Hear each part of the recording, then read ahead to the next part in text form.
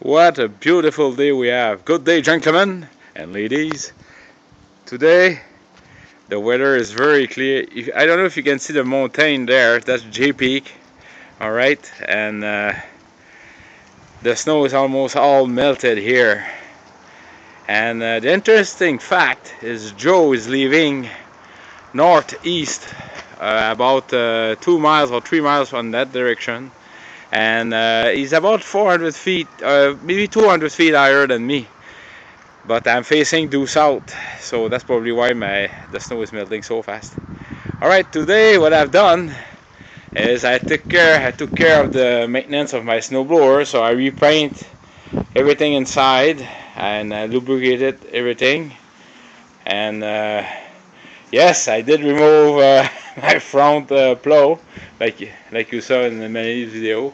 I did a maintenance on my plow too. I just do some black paint touch up. I've got some yellow touching to do.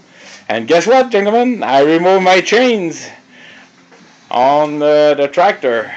I also did the maintenance on the front plow.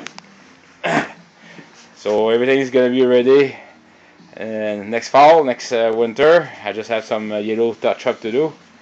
And that was just a short video.